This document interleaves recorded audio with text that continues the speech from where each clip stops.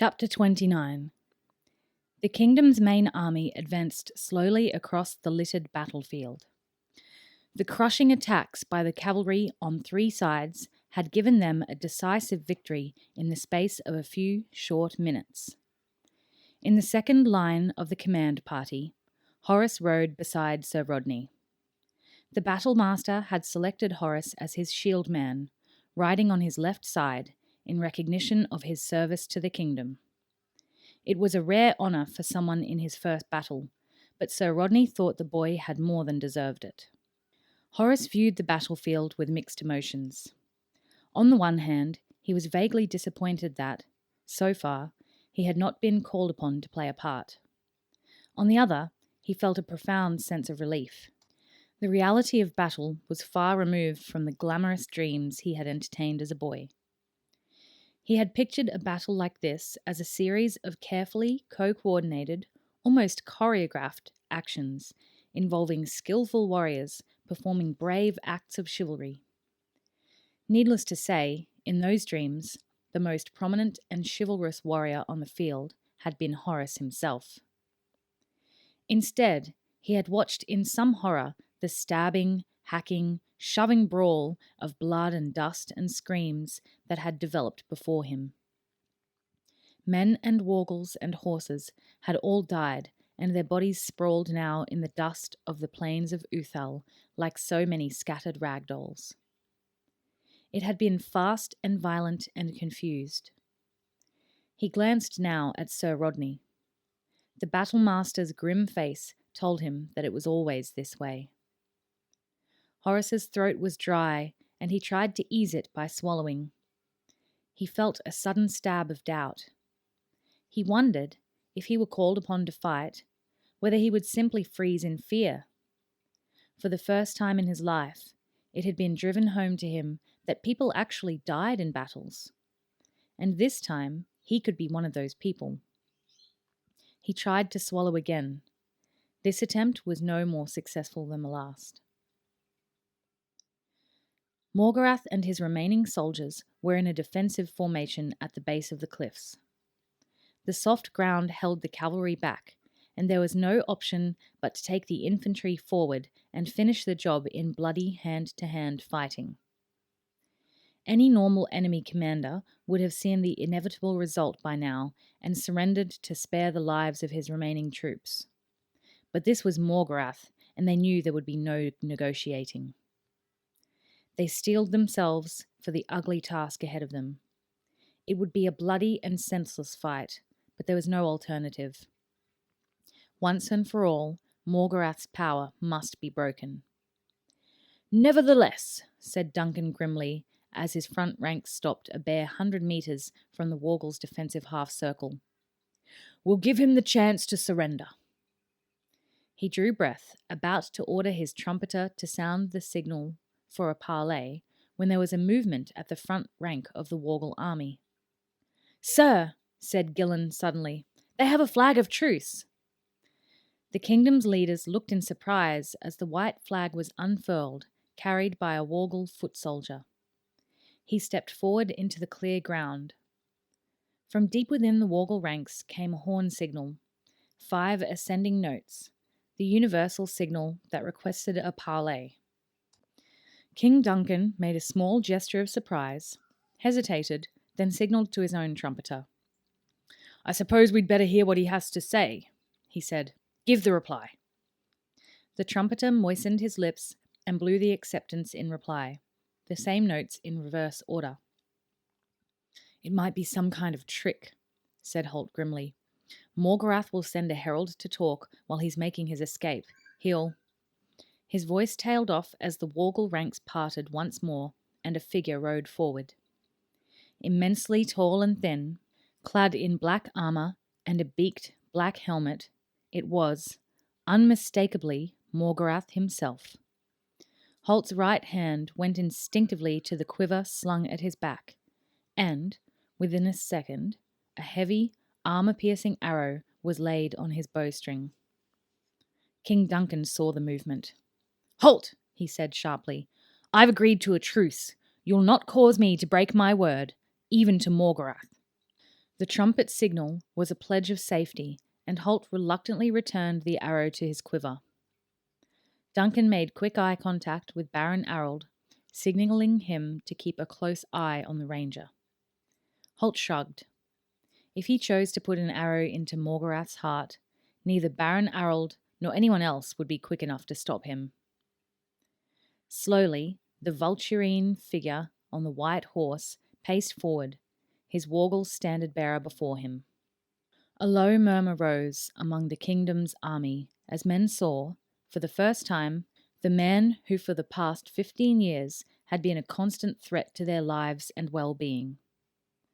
Morgarath stopped a mere 30 metres from their front rank. He could see the royal party where they had moved forward to meet him.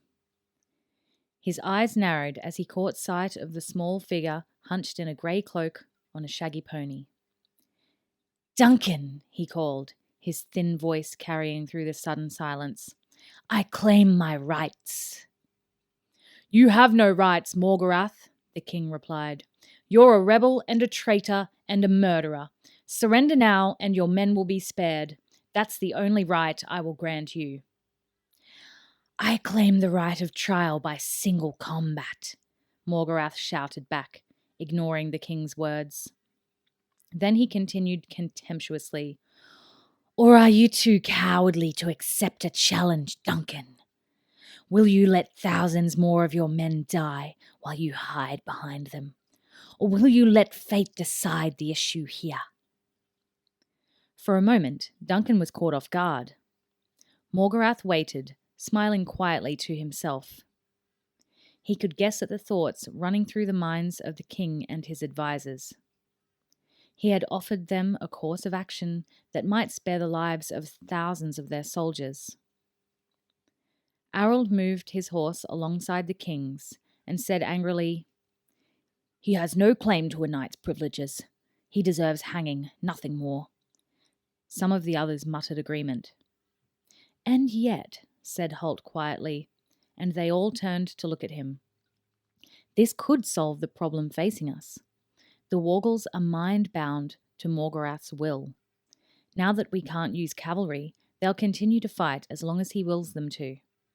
And they'll kill thousands of our men in the process. But if Morgarath were killed in single combat..." Tyler interrupted, finishing the thought.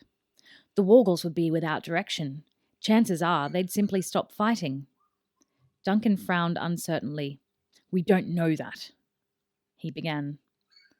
Sir David of Carraway interrupted. "Surely, sir, it's worth a try. Morgarath has outsmarted himself here, I think. He knows we can't resist the chance to end this on a single combat. He's thrown the dice today and lost. But he obviously plans to challenge you, to kill you as a final act of revenge." "What's your point?" Duncan asked. "As Royal Battlemaster, I can respond to any challenge made to you, my lord." There was a brief murmur at this. Morgarath might be a dangerous opponent, but Sir David was the foremost tournament knight of the kingdom. Like his son, he had trained with the fabled swordmaster McNeil, and his skill in single combat was legendary. He continued eagerly. "Morgarath is using the rules of knighthood to gain a chance to kill you, sir. Obviously, he's overlooked the fact that, as king, you can be represented by a champion. Give him the right to challenge, and then let me accept." Duncan considered the idea. He looked to his advisers and saw grudging agreement. Abruptly, he made up his mind. "All right," he said finally. "I'll accept his right to challenge. But nobody says anything in acceptance. Only me. Is that clear?" His council nodded in agreement. Once acceptance was made, it was binding. Duncan stood in his stirrups and called to the ominous black figure. "Morgarath," Duncan called, "although we believe you have forfeited any rights you may have had as a knight, go ahead and make your challenge. As you say, let fate decide the issue." Now Morgarath allowed the smile to creep over his entire face, no longer trying to conceal it from those who watched him. He felt a quick surge of triumph in his chest, Then a cold wash of hatred swept over him as he looked directly at the small, insignificant-looking figure behind the king.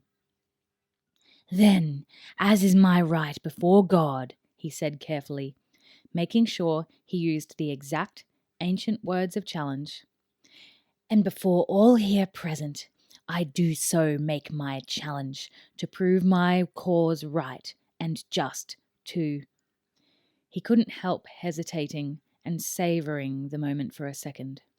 "Halt the Ranger." There was a stunned silence. Then, as Holt urged Abelard forward to respond, Duncan's penetrating cry of "No!" stopped him. His eyes glittered fiercely. "I'll take my chance, my lord," he said grimly, but Duncan threw out an arm to stop him moving forward. "Holt is not a knight. You cannot challenge him," he called urgently. Morgarath shrugged. "Actually, Duncan, I can challenge anyone, and anyone can challenge me. As a knight, I don't have to accept any challenge unless it is issued by another knight. But I can choose to do so, and I can choose whom I challenge." "Holt is forbidden to accept," Duncan said angrily. Morgarath laughed thinly. "Still slinking and hiding then, Holt," he sneered, "like all rangers. Did I mention that we have one of your ranger brats as prisoner?" He knew the Ranger Corps was a close-knit group, and he hoped to infuriate Holt with the news that he had captured one of their trainees. "So small we nearly threw him back, but I decided to keep him for torture instead. That will make one less sneaking, hiding spy in the future." Holt felt the blood draining from his face. There was only one person Morgarath could be talking about. In a fury, he urged Abelard forward. "You've got Will?" he asked, his voice quiet but penetrating. Morgarath felt that shock of triumph again. Even better than he thought. Obviously, the Ranger brat was close to Holt. A sudden feeling of elation filled him. Could he possibly be apprenticed to Holt himself? Suddenly, somehow, he knew this was the truth. "Yes, Will is with us," he replied. "But not for long, of course." Holt felt a red surge of rage and hatred for the vulture-like figure before him. Hands reached out to stop him, but he shoved his horse forward, facing Morgarath. "Then, Morgarath, yes, Halt! I command you to stop!" Duncan shouted, drowning him out. But then all eyes were drawn to a sudden movement from the second rank of the army. A mounted figure burst clear, covering the short distance to Morgarath in a heartbeat. The Lord of Rain and Night reached for his sword, then realized the newcomer's own weapon was sheathed. Instead, his right arm drew back and he hurled his gauntlet into Morgarath's thin face. "Morgarath," he yelled, his young voice cracking, "I challenge you to single combat." Then, wheeling his horse a few paces away, Horace waited for Morgarath's reply.